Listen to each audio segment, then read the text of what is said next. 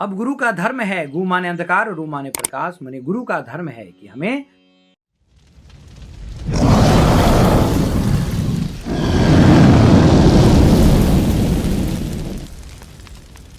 परमात्मा से मिला दे। तो भैया अब गुरु गोविंद दोनों खरे काके लागू पाए, बलिहारी गुरु आपकी जो गोविंद दियो बताए। इसका भी कई लोग गलत मतलब निकालते हैं। गुरु और गोविंद दोनों खरे हैं, किसको पैर लागू? तो शिष्य कहता है कि बलिहारी जाऊं गुरुदेव आपके ऊपर मेरा, मैं बलि भी दूं, बलिहारी जाऊं आप पे, तो भी आपका ऋण नहीं चुका सकता, क्योंकि आपके ही मार्गदर्शन की वजह से मुझे मेरे सामने आज हरि खड़े, आपकी वजह से हमने मिला।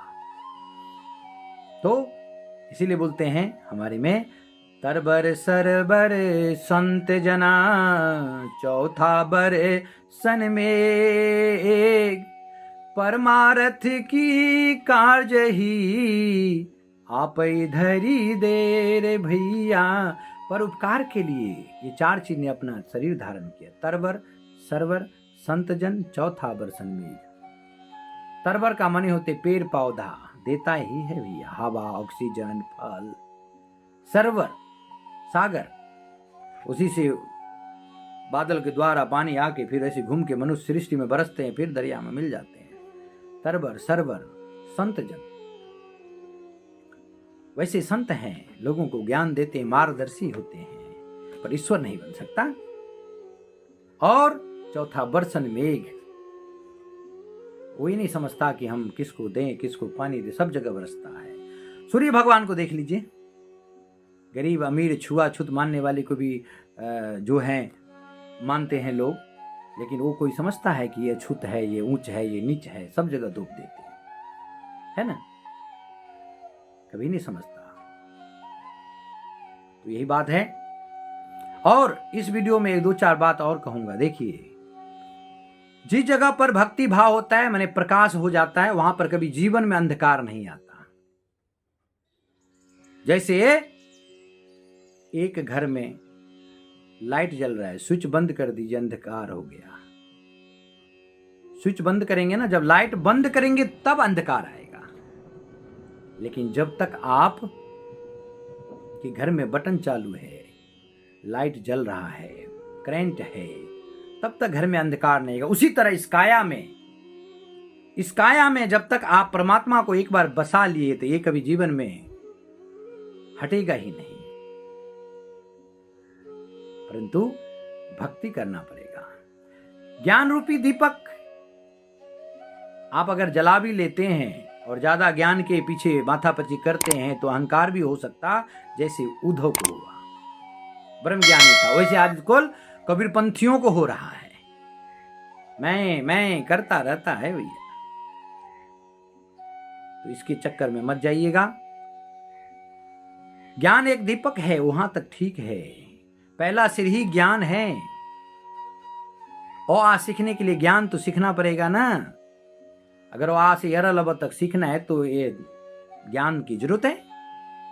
और उसके बाद जब सीख लें तो भगवान की भक्ति, गुरु ज्ञान रूप होते हैं, वो ज्ञान दे देते हैं कि ईश्वर सर्वज्ञ है, तब भक्ति करना चाहिए। भक्ति जो है वही मणि के समान है, चारों तरफ उजाला, प्रकाश ही प्रकाश दिखता। श्रद्धा एक साबुन है जो मन के मैल को धोता है, इसलिए पत्थर में भी भगवान ढूंढ लेते लोग। अब कबीरपंथी लोग में ना श्रद्धा है ना प्रेम है। प्रेम एक धागा है भैया, प्रेम एक धागा है, रहीमन धागा प्रेम का मत तोड़ो चटकाए, टूटे गांठ फिर न जुटे, जुटे तो गांठ पड़ जाए। प्रेम एक धागा है, अभाव एक बंधन है। अभी देखिए, मैं एक बात बताता हूं, आपका भाव अगर भगवान में है तो भगवान की प्रिय बन जाएंगे। अगर आप किसी गांव से जा रहे, आपको खास मित्र गांव में रहते थे, आपका भाव है तो क्या कहेंगे, अरे रुक जाओ भाई, जरा हम अपने दोस्त से मिल लेते 2 मिनट। जाएंगे, बोलेंगे, आवाज देंगे, नाम लेके पुकारेंगे, सामने वाला मिलेगा, आपका आदर करेगा, क्योंकि आप में भाव है। तो भाव जोड़ता है। प्रेम धागा है, वो धागा खींचे चले आता है। प्रेम एक धागा है। प्रेम न जाने जात कुजात। भाव एक बंधन है, मजबूती हो जाता है, बंध जाते हैं। जैसे देखिए, ईश्वर से कोई खून का रिश्ता होता नहीं होता। प्रेम और भाव का रिश्ता होता है तो भक्त और भगवान दोनों बन जाते हैं। भगवान भक्त के बस में क्यों हो जाते हैं? वहां पे भाव है। विदुरानी ने भगवान को याद किया, 56 प्रकार व्यंजन त्याग दिया दुर्योधन का दिया हुआ, और साग खाने चले गए। 2 लाइन गुनगुनाऊंगा। सबसे ऊंची प्रेम सगाई, सबसे ऊंची प्रेम सगाई।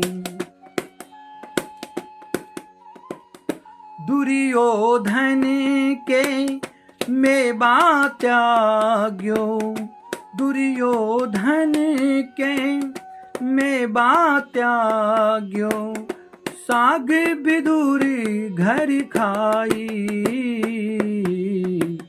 सबसे ऊंची प्रेम सगाई, सबसे ऊंची प्रेम सगाई। भैया, प्रेम और भाव का ही रिश्ता से एक नारी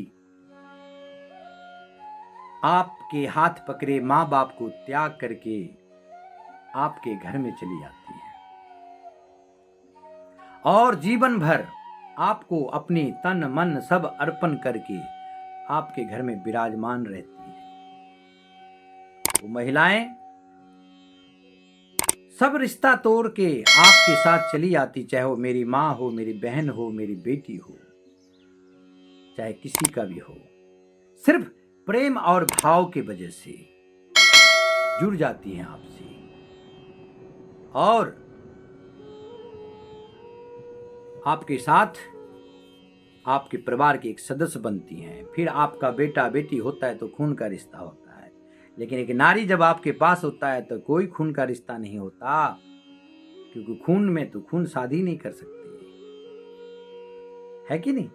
वहां प्रेम और भाव का रिश्ता होता है। अब प्रेम और भाव का जब रिश्ता इतने महान है, इससे बड़ी एक महान की बात मैं बताऊंगा, भक्त और भगवान का। विचार करिए, क्या भगवान से हमारा खून का रिश्ता है? भगवान से क्या हमारा ब्लड का रिश्ता है? नहीं, भाव का रिश्ता है, प्रेम का रिश्ता है। जब भगवान हमारे प्रेम और भाव को सुनते हैं तो इंसान भी प्रेम भाव से रिश्ते हैं। अगर इंसान बिना प्रेम भाव का नहीं रीझ सकता, अगर आप दोस्तों के लिए प्रेम भाव नहीं दर्शाइए, स्वागत नहीं करिए, तो कल आपके घर में नहीं आएगा, है कि नहीं? जब आपके मित्र को आदर नहीं करेंगे तो नहीं आएगा, आपसे भाव का रिश्ता नहीं निभाएंगे आप तो नहीं आएगा वो, तो ईश्वर आपके घर कैसे आएगा? बिना भाव का भगवान नहीं आता। इसलिए भगवान को भाव भरी, असुवन भरी नेत्र से, भक्ति भरी नेत्र से पुकारिए, तब भगवान आएंगे।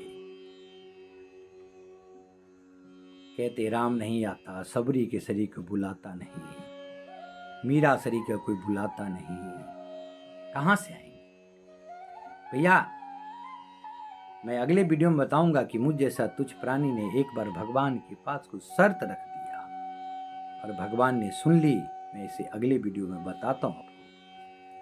तो भगवान बड़े कृपालु हैं, बड़े दयालु हैं। वो भी राम से हमने मांगा और राम ने हम पे कृपा कर दिया। ये मैं बड़ा वीडियो हो जाएगा, इसलिए मैं अगला वीडियो में बनाता हूं और कसम आदि शक्ति माता का 100% सत्य कहूंगा, क्योंकि मुझे महान नहीं बनना, मैं एक तुच्छ भक्त हूं, तुच्छ भक्त, एक राय के बराबर उनका भक्त हूं।